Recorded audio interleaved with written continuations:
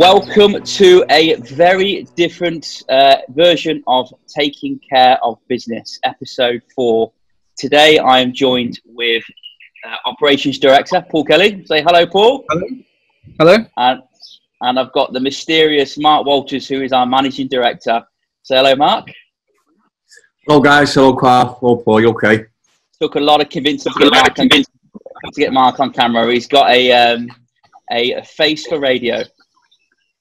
5 minutes notice as well, just in case anyone's wondering. So, guys, obviously the last podcast we done was 4 weeks ago. The world is... Oh, dropped my earpod. The world is a very different place since we last shared our last podcast. Obviously, COVID-19 is affecting the entire world right now, both personally and professionally. Guys, can you just mute your YouTube when I'm speaking? Just mute. We good?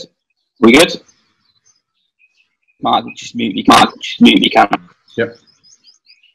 Perfect. So I was just saying, everyone, that obviously the world is a very different place right now. COVID-19 has affected everyone around the world, not just from a business perspective, but certainly more importantly from a personal perspective. It's affected so many lives. And I guess what I want to talk about today is just some of the experiences we're going through at Allsopp and Allsopp, both in Dubai and in the UK. Some of the challenges we've had and we're overcoming, and where we see life in terms of business post COVID-19. So, obviously we've got Marc and Paul who are on the forefront of the business every day. Both do very different roles, but are in touch with everything that's happening. So I guess the first question to you, Paul, obviously very strange times at the moment here in Dubai, where we are effectively in lockdown, so we can't even leave our houses. We have to apply for a permission slip to even leave to go to the grocery store. Obviously, there are no viewings that are taking place. What's it like right now, Paul, in terms of running the business, a real estate business, whilst this is all going on? Well, very, very challenging. Obviously, I mean, it doesn't take a rocket scientist to know that to run an estate agency or a real estate business, you have to get you guys out and about and doing viewings, because without viewings, nothing else happens in the business. You get no offers, you get no deals, etc. Not only on that front, we're experiencing challenges with previously agreed deals, both on the tenancy side, in terms of moving tenants in that have got start dates during this lockdown period, and also in terms of transferring properties. At the moment, we're working very, very closely with the Dubai Land Department, but so far any case that's had any kind of finance in it, we've not been able to transfer. So it's certainly got its challenges, but I think challenges do make people and make businesses. And I was talking with Marc only yesterday about how lucky I think we are as a business with how many good people we have working with us. Like, every time you phone in someone, they're picking up the phone straight away. They're telling you what they've been trying to do, how they've been trying to make something happen, or how they've been building a relationship with a client, or how they've been making sure their listings have got the most visibility on the portals. So down to a man or a woman within our company, everyone we're talking to on a day-to-day basis is working hard to try and make something happen. So I think we're incredibly lucky on that respect. But yeah, like I say, it's challenging. Without being able to do viewings or convert our pipeline, that's pretty much what a estate agency is. So it's quite similar for our UK operations at the moment. So obviously the UK, everyone that's running an estate agent in the UK, viewings are completely prohibited. Obviously, social distancing is a big word at the moment. Obviously, making sure we're being responsible to our NHS as well in the UK and protecting our elderly. But Marc, obviously, every day you speak to the brokers, to your management team, and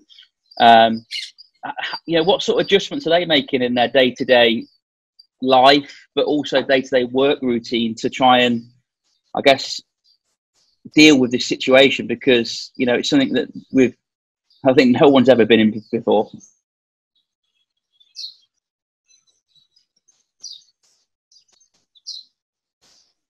Marc's a bit of a technophobe, everyone. Unmute yourself, Marc, please.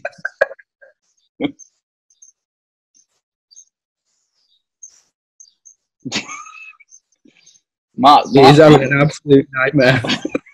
Marc needs a camcorder.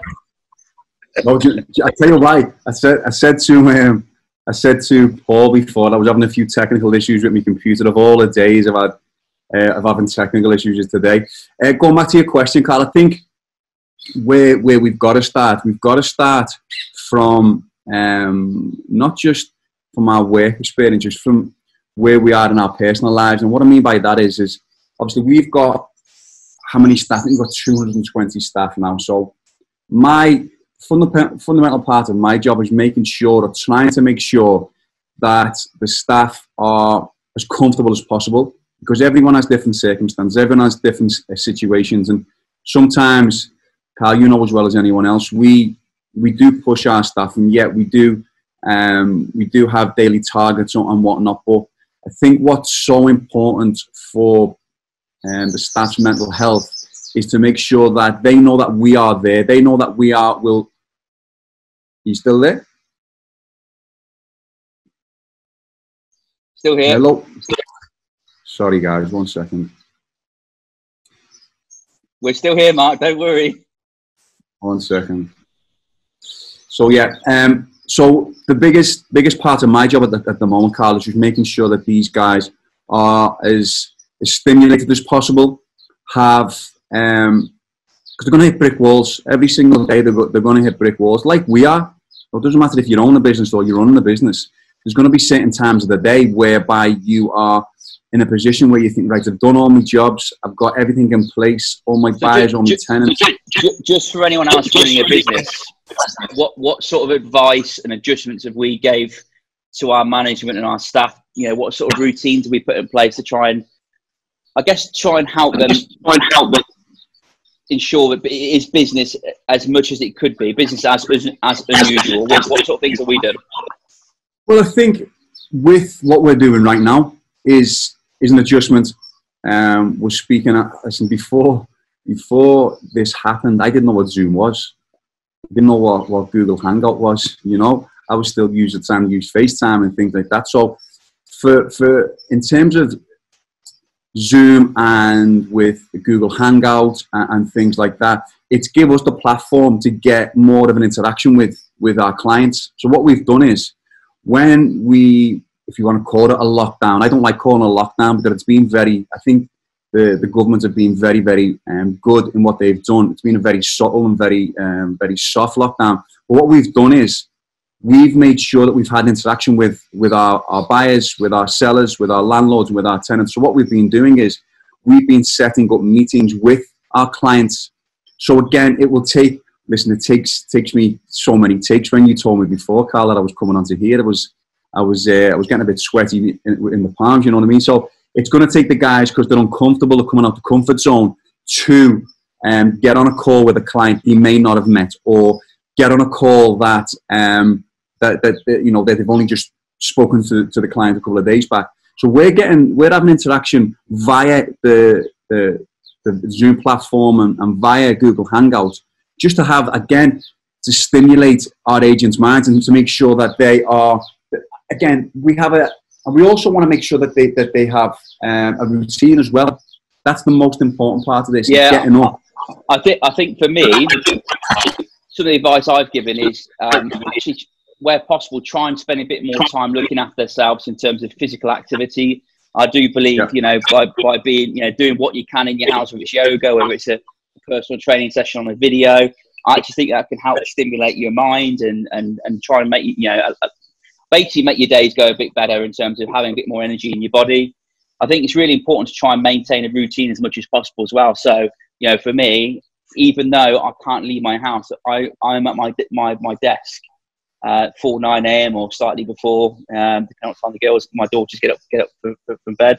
But I'm at my desk, I'm at my laptop, I've got my coffee, and I'm ready to do my day. I'm ready to get going. So I think routine is really important. If you get up at any odd time and do this and that, you're not trying to replicate a normal working day. And I think it's really important. Replicate a normal working day as possible from home. You know, spend a bit more time exercising. But big thing for me at the minute is, now is a time to do things that you didn't have time to do before. So, for example, them clients that you perhaps didn't have time to speak to before, then people that maybe you dealt with a year or two ago where they might have bought, just to drop them a line and see if they're okay, and remind them to say thank you for the business. But even use this time as well to learn new things. You know, I'm fascinated with you know, learning different things. Could be different things, whether it's something technical, something, you know, whether it's motivation, anything it could be. I'm fascinated in learning new things. So for me, whether it's something on YouTube or reading, or even just pick up the phone to different parts of the staff around the world and speaking to them and seeing what they're doing, I'm fascinated with learning new things. I think right now, I think it's really important, whilst we try and maintain running a business as much as we can, do use this time importantly to try and improve yourself. So when we do come out the other side of this, we are, you know, we're better people for it as well. I think the discipline side. Go on, sorry, Mark. You go first. Yeah, I think the discipline side is vital here. I've just spoken to one of our staff about, what time are we now? We are at 1:50. I spoke to him at 11 o'clock, and he was still in bed, and he was finding it difficult. He's going to bed late. He is his sleep pattern is all over the place, because obviously he's used to getting up at a certain time. And not that I had a pop at him. I just said, what we need to do is try and make this as much of a norm as possible. Now, whilst that's probably nigh on impossible, we can adjust what we do obviously during the day. But if we maintain our routine, and we say this, Carl and Paul, all the time to our staff, no matter if we're in work or not, this job is about repeat and repeat and repeat until we find what works for us. And when we do find it, we keep repeating. We always go on about, you know, we go on our Premier League players and football players. Their training sessions, their pattern work every single day will be exactly the same. The forwards will do the same routines every single day. The defenders will do the same routine every single day, and the goalkeepers will be in their own little. I guess the biggest thing that, again, people listening, not everyone's going to be in Dubai, not everyone's going to have a real estate business listening, but obviously over here, all of our staff are 50% commission. They don't have a basic salary, so massive challenge for everyone working in Dubai in real estate, because they don't know when. Mark, mute your thing if you can, mate. They don't know when the next pound note is going to come from. How would you deal with someone that's not on a salary to tell them to get out of bed? Or what do you do? You know, is it calm wall? Is it be understanding? Do you try and give them a shake? Because I think one of the biggest downfalls at the moment in general is people are consuming every news article about the coronavirus, because typically we all want a bit of hope. We want to cling on to something to say the end is near, because we want to get out of this, you know, and we want to go and see family and friends and do things that we enjoy. But I guess, Mark, what do you do? You know, for advice, do you give them a shake? What's your train of thought with dealing with people? Because it's a tough situation, really tough situation. I think we've got a bit of empathy. For me, Carl, it's probably the single most important part of any managerial role. You have to adapt to that person. You have to, and I think you look at managers, whatever field they're in, and successful managers, they adapt to a person's temperament, to a person's personality, to a person's demeanour, to a person's attitude, and you feed off that. Again, it doesn't matter what's happening now, Carl. For me, it's some people do need a shake. Some people do need to be wrapped up in cotton wool. Some people just need to be left alone. It's all down to that person's whole demeanour. Now, have you got any good examples? And obviously, you told me about this person at 11:30 in the morning, and obviously you've tried to give them a bit of shape. Have you got any good examples where you can tell people where genuinely they've been struggling over here, and what you've done to try and help them? Basics. Going back to basics. Going back to what we do on a day in and day out. Sorry to interrupt. What about someone that's living in Dubai on their own, without partner, without family, that's in a one-bedroom apartment in their own four walls? What sort of things have you done for people like that are perhaps not felt unmotivated, but felt perhaps isolated? Well, I think you've got to always look at the bigger picture and this is not going to go on forever. This is hopefully going to be, I'm not going to say it's going to be done and dusted in the next 2 or 3 weeks. I'm not saying that at all, but like you said before, you alluded to before, Carl, and said, this is a cleansing process. This, in the next 2 or 3 weeks, we are going to be healthy at the end of this. So it's making sure that these guys are upbeat. It's making sure that these guys are motivated. And yet, it is very difficult when you've got one of our new starters who are living maybe in a bedsit and living with 2 people that they've never met before, as opposed to someone who's been living here for 9 years and living in a nice villa with a nice view. But you have to make sure that these guys are motivated every single day in terms of what is going to happen at the end of it. If they are prepared, if they do X, Y, and Z, if they are speaking to their clients on a daily basis, if they are exercising, like you said earlier on, if they are getting up at the correct hour and exercising maybe once every hour, we can then show them that within the next 2 or 3 weeks, it will be back to normal, but they will be in a very, very healthy position. It will be a very, very healthy position, because at the end of the day as well, Carl, our company will come out of this. I think it'll come out of it stronger. I really, really do. I don't think without saying anything about any other companies, I hope they're going through, I don't know if they're doing okay. I hope they're going to be healthy at the end of it. But I do feel the way we are set up, for any new starter or for any agent who is struggling at the moment, when we do get back to normal, they will be in a very good position. I really do believe that. And for those who have only been here maybe 2 or 3 months, if they can just do bite sizes each day to get them to that point where we need to be in the next 2 or 3 weeks, they're going to be okay. I really do believe that. And going back to what you said before, Paul, so obviously, sorry to cut you short, Paul, so obviously UK, UAE are dealing with the coronavirus. You can mute yourself, Mark, please. A little bit differently. Obviously, just do you want to talk to people about again, not in the sector, talking about what the UAE has done to combat the coronavirus, what the conditions actually like here in Dubai? Well, to give you an idea, I've not left the house in 9 days. But the UAE got onto things very, very early. So I think the schools have been closed for about 5 weeks now. Yeah. And since then, there's a gradual kind of, I know Mark says he doesn't want to use it, but a gradual kind of lockdown of more parts of society. I think the airports closed maybe about two and a half weeks ago. But I firmly believe that the measures that are being taken are important measures. So at the moment, unless you're like an essential worker or you're going out for going to supermarkets to do your shopping, you can't leave the house. And when you do leave the house, you have to have a permit. But if you look at the stats and the figures, I think the UAE's got one of the lowest death rates and hospitalisation rates around the world at the moment per percentage of population. So it's obvious what they're doing is working, which is a good thing. I did just want to pick up on one thing Mark was saying about what we can do to help people and what we can do as a business. I think this is what happens anytime there's any kind of difficulty around the world or with businesses, is you have to innovate and you have to evolve. And hopefully that gives our guys something else to go at and a different way of looking at the business. So in the next couple of days, we're looking to roll out 360 walkthroughs via Google Meet. So for a long time now, we've been doing 360 tours of our properties that have gone onto our listings on the property portals.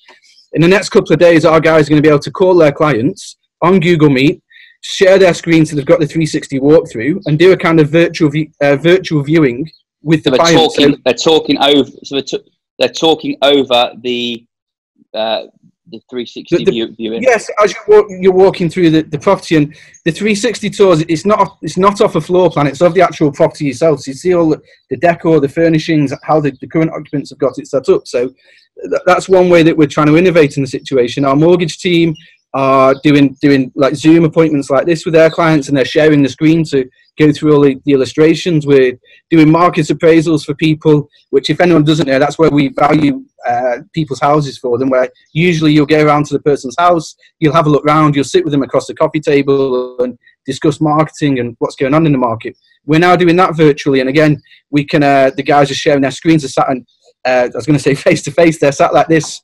with people that they're looking to bring on the market. So there's a whole host of good things that obviously there's a whole host of bad. I'm not trying to downplay it, but there's a whole host of good things that are coming out of this current situation, and a whole lot of innovation that we're currently going through at the moment.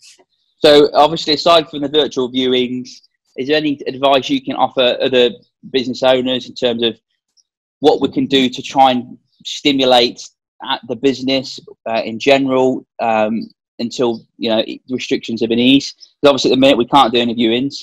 I'm sure Mark will jump on this at the moment, but we have done business without doing viewings. I think there's a highlight in our UK offices. Our head of residential lettings, Jamie, messaged me last week, and we've now done 4 lets in the last 10 days, all from no one seeing a property. So it was all virtual from a tour, and even key handover was no one was even present. So it was a drop off, and obviously it was synced that way. So business is happening whilst us working differently. But what advice could you give anyone out there that what we're doing in general, aside from the virtual viewings, that might help? I think the 2 critical things within all this is look after your guys and your team, because if you need to make sure that they're feeling confident, they're feeling good about the job, they're not happy in what they're doing, but they're present in what they're doing. Because if your team aren't working and your company's not working, you're going to get nowhere. So that's the one thing. Look after your team, and then whatever industry you're in or whatever business you're in, you have to look to see where you can see positives or see what advantages you can take. To put it simply, like I said a moment ago, where can you innovate or evolve within the current market? How can you use technology to bring your business forward, to take it to the next level, to make sure that you're in touch with your clients and you're still active. You're not sat there twiddling your thumbs. You're still trying to force a situation, and I don't mean force a situation as in force a sale, but just try and make something happen within the working day. So look after your team, look after the people that work with you, and look to innovate in the market that you're in.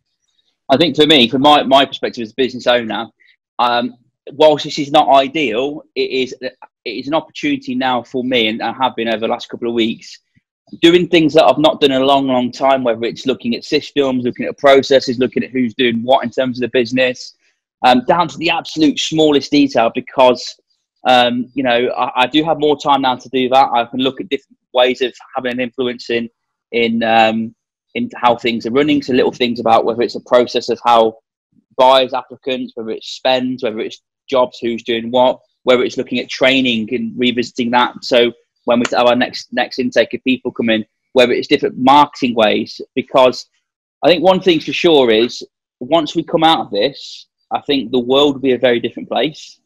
I actually think that the way business is done, for the better, I think business will be done slightly differently. I still think physical viewings is an absolute necessity for the vast majority of people, but I do think now people have been introduced to the world of Zoom and Google Meet and whatnot. I think people will be more open to not travelling 80 miles up the motorway to do a virtual viewing a virtual meeting when they can have a conference call. So I think the world's going to change forever. But for me, anyone now, right now, look at everything. Look at your spend. Look at your team and who's doing what. Look at marketing. How effective is your marketing? Where is that spend? Where is your actual revenue coming from in terms of spend? Look at the absolute finite detail of everything that's going on in your business. Because again, for everyone, this will be over. Whether it's 2 weeks, 3 weeks, a month, 2 months, we will come out the other side of this. And I think one thing this is teaching us, and it's taught me, is it's taught me to be incredibly grateful for everything, whether it's my family, whether it's people I work with, or even the little small things that I miss, like playing football. I think it's given us a real humbling in terms of life, and perhaps to appreciate life. I think that's a very, very important lesson to take away from this, and hopefully, inshallah, as they say, things will be over sooner rather than we know it. But Mark, I guess a question for you: what does the property market look like in Dubai when this is all over? Are we going to see a big fall in prices? What do you think? You know what? I keep getting asked this question all the time, whether it be internally in the office or whether it be externally from people I just speak to, friends and family and people on the street. And whilst everyone thought prices would tumble, people would be crying to sell their properties and whatnot, it actually hasn't happened. And if I'm being honest, Carl, I'm very, very happy it hasn't happened. We've actually got, believe it or not, we've got cases at the moment where we have signed contracts from buyers, and we're waiting on sellers to sign. Now, people are thinking that can't be the case. It absolutely is the case. You know, prices have not gone the way that people thought they would. Now, I know we're only 3 or 4 weeks into the lockdown and such, but again, sentiment is there. We're finding that we're still registering a lot of buyers. I think what a lot of buyers are doing as well, Carl, a lot of buyers are, whilst they're teetering along the edge, they're on the periphery where they are watching the way the market's going, but they're not seeing prices, like I say, come down like they thought they would. But we are still getting buyers who are registering. Obviously, the initiative from Central Bank with the LTV increased by 5% to 88% LTV. It's a massive initiative. So what does that mean to anyone again that's not in Dubai? What does that mean? Basically, prior to this, you had to find anything. If you were buying a property below 5 million dirhams, you had to find 33% of the value of the property. So just to put things into perspective, if you're in the UK and you're buying a property at 2 million dirhams, let's say, that's our average sale, you need to find around about 650,000 dirhams, which currently today it works around about, what, 160,000 pounds, which is a hell of a lot of money. So the central bank have brought in where now you only have to find 20%, obviously plus your fees, which is a significant help for the buyer. To clarify, this applies to people's first purchases, first-time buyers. Correct. But even if you've bought, Carl, and because what we wanted clarity on as well, because it was a little bit grey at the start, we wanted clarity on if you bought a house and you'd sold, are you still a first-time buyer? Which obviously you are. So just for anyone out there, if you would give me a prediction, let's say hypothetically, June time, May, let's say we come out of this restrictive period and things are eased back in, we're allowed to do viewings. What's your prediction for the remainder of 2020 in regards to Dubai property prices? Without putting my sales head or sales pitch on, which I'm not going to do, I do think it will be a significant spike in transactions. I really honestly do. Why? Again, reason being is again fundamentally down to the LTVs. We've been shouting from the hilltops to whether it be the banks, whether it be the central bank, for this to happen. Now it's happened. Again, you're going to see people who wanted to buy now being able to afford to buy. Again, if we're registering, Carl, if we're registering the buys that we are at the moment in a market that we are currently in at the moment, it's nothing but bright for me. It's nothing but bright. Come June, July, obviously it's some months, so people will be going back home to Europe or whatever it might be. But if we are seeing the amount of buyers that we are seeing now in this current market, then I am extremely excited for what's going to happen over the course of the next 2 or 3 months when this will subside and when it does subside.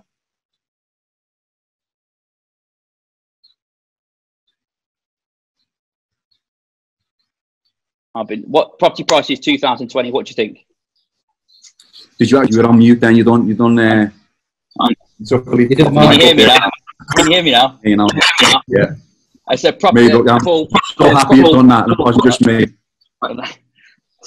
Paul, property prices 2020. What's your predictions? I think they're going to. I don't think there'll be that much change, to be honest with you. I think we started the year, January and February, absolutely flying as a business. By far and away our best ever January and February.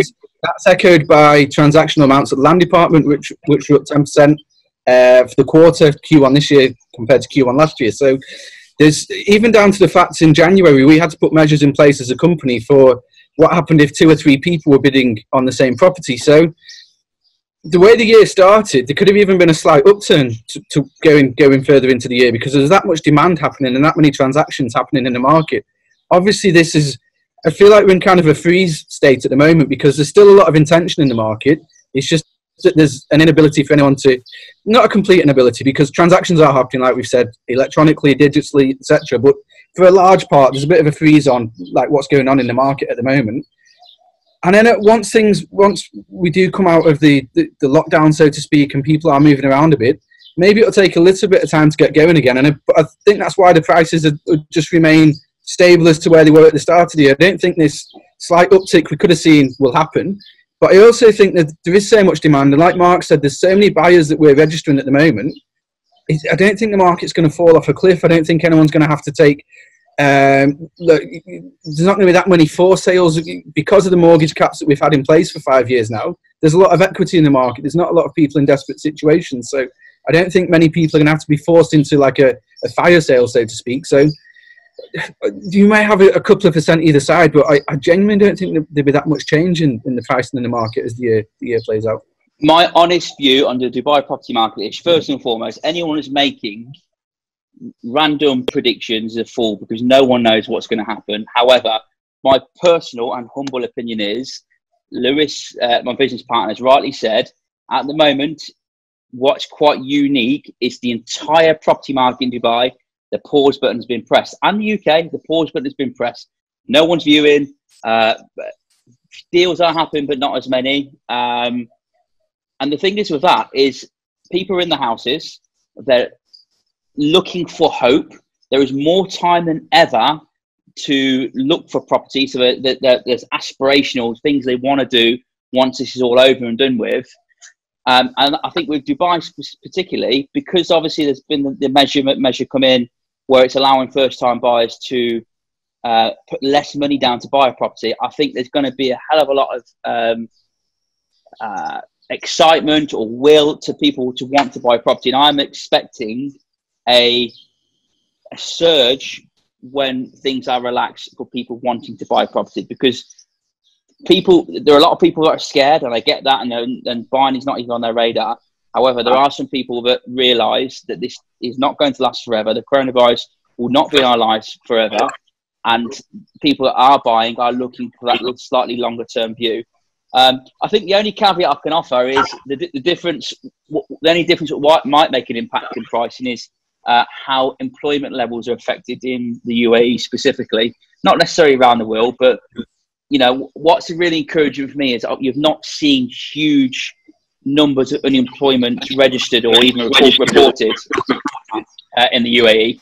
Obviously, around the world, different parts of the world will have different views on that. But I think that the general consensus is that a lot of businesses are trying their very best to keep people in jobs, and there are people in jobs. It means that at some point in the future, they will be allowed or be free to go and buy a property or rent a new property or even buy new things. I think in the UK, I think what the UK government are doing is absolutely superb. They introduced a scheme called furlough, and basically furlough is allowing you to put your staff on, not leave is not the word, but basically furloughing them, allowing them to keep them in the job, and the government subsidise their wages up to 80%, which allows employment levels to stay low, unemployment levels to stay low, which means when we are out of this, people can come back to work. They are still earning money, and if people are earning money and there's an income, it means they have to do something with it. And with what's encouraging about the UAE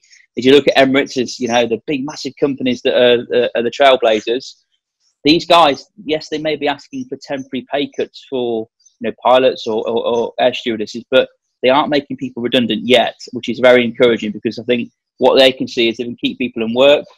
You know, in the medium term, whether it's a month, 2 months, this will be over, and there will be, trust me on this, this is my belief anyway, I believe with people locked up for such a long time, there will be such a huge will to people want to go out and spend or do something. Even if it's going to buy an ice cream in a shop, it's going to do things that they haven't been able to do for such a long time. And I'm very positive about 2020 in terms of property. You know, look, are we going to see price rises? Unlikely.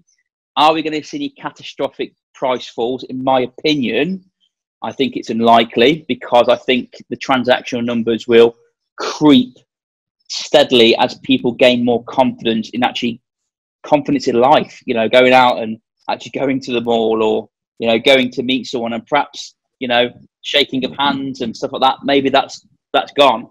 And maybe face masks are part of our life for a little while. But what I will say to you is that I'm positive, providing unemployment levels remain quite low, and I think UAE and certainly the UK will do everything possible to ensure that actually happens. How can I ask as well? I think in all of this, we forgot where we are. You know, we forgot where we are. I'm sure between the three of us, we're speaking to friends and family back at home, and we're on numerous group chats and whatnot. And we are in such an unbelievable place at the moment. And obviously, we've got the weather, we've got everything that goes with it. But you look at what's happening around the city. You just go to downtown, you see Dubai Mall is extended by 1.2 million square foot. You see what is going on in and around JBR. You look at Blue Waters. You look at the villa developments now. You look at what's going on all around this city, and it's unrivaled in my opinion, Carl. It's unrivaled what's going on in the Palm. How many developments are going on in the Palm? Hotels, F&B.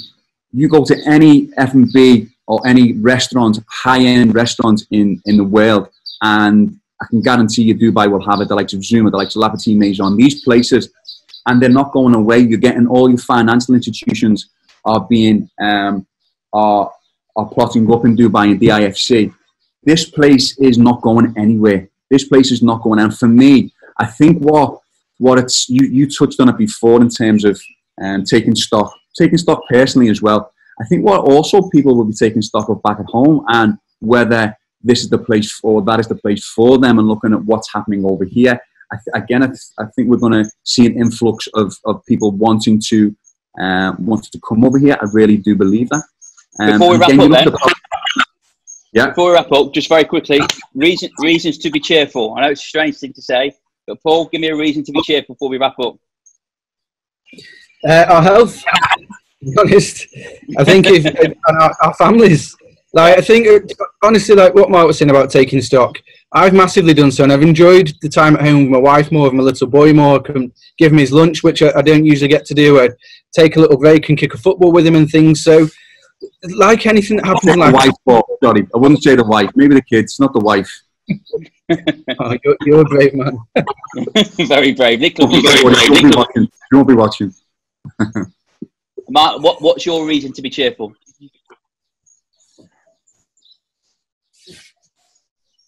Can't hear you, mate. Gone again. Can't hear you. For me, Carl, again, it is. I have reevaluated again. Whether I know it might sound a little bit overcut, but I have reevaluated my whole life. I really have. In these last 2 or 3 weeks, the things that I take for granted, I can assure you now I won't. Silly things that I might buy, whether it be a pair of shoes or a t-shirt or something stupid that I don't need. Again, I'll be thinking twice. I know I joked before about not the wife, but looking at it at a different way, do you know what I mean? Seeing what she does every single day for our family. And she goes through the mill. I say it every single year. We have a Christmas party. Mum's got the hardest job in the world. The hardest job in the world, and I've got my mother-in-law with me as well here. And what they do, we are so lucky. We are so lucky. We'll have a moan every single day about the stupid, most trivial things, but I can guarantee you we are in a very, very, very good position. The majority of it, for guys who have been with us for only a few weeks, these guys have got a good opportunity, a massive opportunity. But we should be happy. We should be very humbled about what we have got. We really should.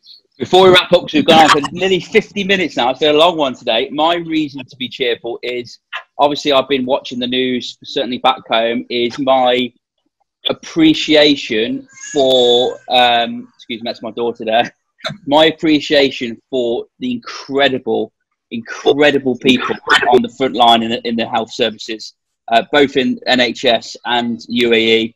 You know, I think, you know, there's always been that thought of you know, the doctors there, and you know, but I think now it hits home every day that these people are putting their lives on the line every single day, and God knows how many hours they're working to save people's lives and to try and, you know, keep people safe is just absolutely incredible. So my reason to be cheerful is my admiration, my respect for some incredible people in the health services in the UAE and the UK. I will never, ever, ever, ever undervalue or underestimate what they do again. And I really hope at the end of this, they'll get a huge recognition and reward, and hopefully a pay increase.